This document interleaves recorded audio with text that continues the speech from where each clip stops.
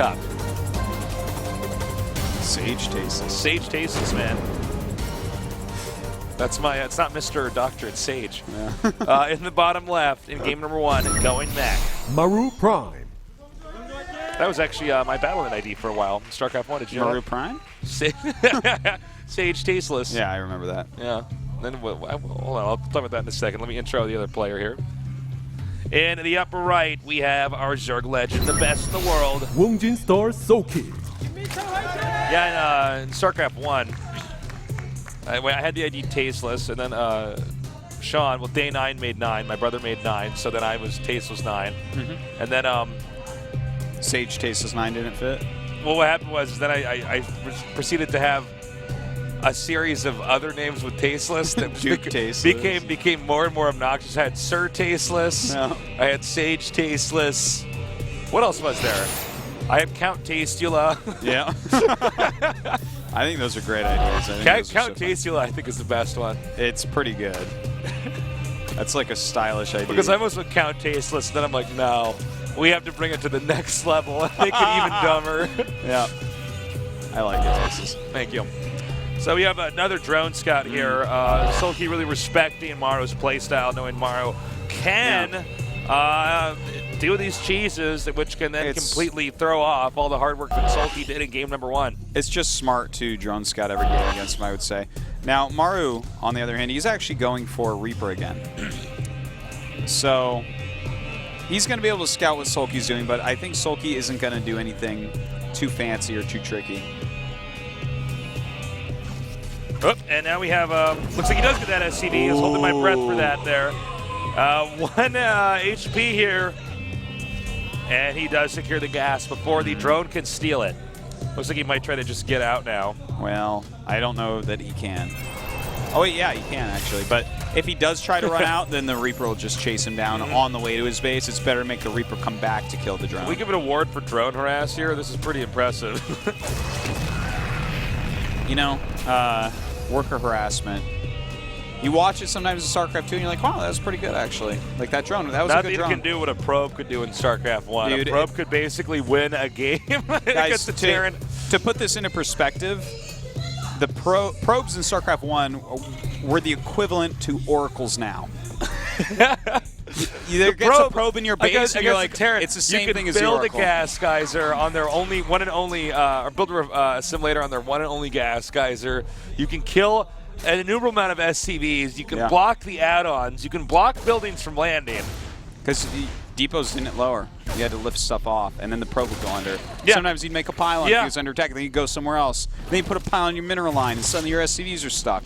Yeah. Suddenly all your AI is messed up. It was absolutely like the most abusive thing you could do in the whole game in StarCraft 1. God, I'd give oracles away for one StarCraft 1 probe.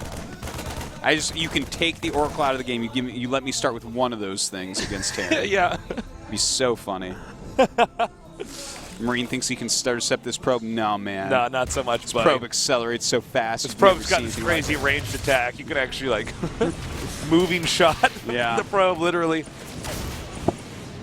Some really nice defense here from Sulky, zoning out these couple Reapers, but Maru being very quick doesn't lose him. Now, are we going to see him go into Banshee play? This is something that we saw a lot. Yeah, it looks like it is going to be Banshee. And this is actually how he opened on this map yesterday as well, opening with some Hellion Banshee into mech play. And it's strong. It's a good choice. I do like Banshee-based mech, but he doesn't really focus on it like MVP used to. You know, that style of mech is probably just gone. That was more of a counter for Infestor-based play, because Infestors aren't very good against Cloak Banshees, because you have to use up all their energy to try to get rid of them. But he probably will start Cloak here. There it is. And unless it gets scouted, you should let it finish. And he's going to go ahead and move out now and just try to control this creep spread. It's not the easiest map to actually control creep spread on, because there's different lanes. Not lanes. I'm trying to find the right word for this. It's just the ridges here block you off from certain parts of where the creep's actually stretching out. These little ridges and stuff. So it's not the easiest map to pull this off on. You know, I feel like it's just a very hard map for Zerg overall. And especially against something like mech, when you're trying to go up like, what are you going to attack that third base up that little ramp? You going to go up that little ramp? Get some siege shanks? Is that what you're going to do, huh? Is that your plan? Think that's a good idea, huh? Huh? No, probably not. No, push me back. Come on. So the Banshee's out, grazing by that Overlord. And he's still upgrading Cloak. So looks like we are going to have Cloak finish here. Spore Crawler going down already. I think he realizes what's going on here. He's trying to draw these queens over here. Oh, nice Ling flank. The Ling's killing off one Hellion only. It wasn't that nice. I overhyped it. I overhyped that Ling flank. It would have been nice if there was creep so the queens could have been hitting too. If the queens were attacking as well, that Ling flank would have been awesome. Would have been fantastic cases. Fantastical. All right, so the Cloak Banshee is up here now, but there is an Overseer morphing. This hatchery not going to die. He's just he just trying can't to put transfer pressure drones to it. Yeah. You may as well hit it rather than just sit there, right? Oh, it's actually getting very low now. And he has some more Hellions coming up here, but I think he may have actually forced him to attack too soon. He can actually engage these queens. Well, Especially with the second kind of Banshee. okay, but oh my god, No, missing the transfuse. Yeah, he had transfuse energy, so definitely a bit of a mistake there. Nice targeting there, though, by Maru, killing Okay, the he's actually going to get the hatch now. He actually gets the hatch. Yeah, he wow. does. Wowzers. I think it looks like Sulky actually underestimated this threat a little bit. Yeah. Because that actually, I think we did too, actually. I feel like that should have been holdable, but good job by Maru. Really good job. Well, the thing is, he can just back up now behind these minerals. And he is going to end up killing it off. Wow. Well, that really hurts his Sulky. Yeah. And he's lost 62 Lings at this point. And look at the wall in there for the second here for Maru. I mean, he's got a nice hold. I don't think a counterattack is viable here for Sulky. And look at this. He's actually switching up his play as well. He's not going mech behind this. He's used this build already multiple times that Sulky has studied guaranteed. So Sulky should probably think about the fact that this could be mech. But it's actually Marines behind it. Yeah. And he's making 4 mutas that are going to fly in, and, well, he's sending in an Overseer, so he's going to find out ahead of time. But, you know, maybe against mech, they aren't going to have their Thor out yet, and your mutas get there. But he's going to have plenty of Marines. He already has his E-Bays. What is this tiny little force of mutas? Yeah, you know, I think as long as he gets just the defense necessary for the mutas, and the fact the mutas are coming out at a slow rate here, it means there's no real element of surprise. I mean, his Banshee's over the Spire, and on 2 base like this, mutas is the only thing you could possibly be going for, right? Yeah. I don't know. I feel like he'll just hold this, and then Maru should have, I mean, a pretty solid second timing attack here to finish up Sulky. We should have been game number 3. Well, you know, when you actually get to kill off the third base, wow, that was a tight little sniper. Yeah. But not only killed that off, but he's killed something like 17 drones. Oh God, Wow. Like, what am I'm like, is Sulky getting ready to leave the game? What am I seeing here? I guess he's just trying to reduce the Marine count, but. Well, I think he's hoping he can stop it. I mean, even though it's a pretty big trade here with Marines versus mutas, he's hoping he can start to get the edge, and then the rest of the mutas can, I guess, pile on top of the racks. Yeah, it looks like he is trying to get this. Kind of Stim's like done, which makes this really tricky. You can see just how fast the damage is dealt. 1-1 is about to finish as well. Gets out of there just barely.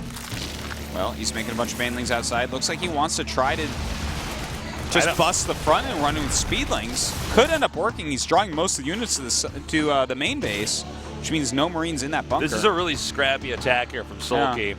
It's a smart move. Whoa. Well, looks like he's going to be able to get in here and does blow up the depot as well as that reactor. Nice targeting there, though. Oh, really good placement, though, by Maru of where his units are. The problem is that Sulky's just not got enough of anything here. Well, he's sitting on like 26 drones after having done this. Yeah. So this is pretty much it. There it is, GG. 1-1 now. All right. Maru's still got a shot, not making in that last game. Really, that game came down to that hatchery that was actually killed off. We didn't expect it to be taken out. We thought he was just denying drones from mining there. I think even Maro was not expecting to get that hatch, but the way the engagements followed from there. Also, a Queen missing a transfuse there. And yeah, Sulky not happy with that last game. Yeah, you know, understandably so. If you don't get your Lings out at just the right time and you don't hit your transfuses perfectly on your Queens against a build like that, you will end up losing. Because as soon as you lose one of your 3 Queens, then you can't really juggle transfuses anymore. Yeah. They just target down the one that they just right-click on one of the Queens from there when there's 2. Well, it looks like we may have 5 games from these guys today.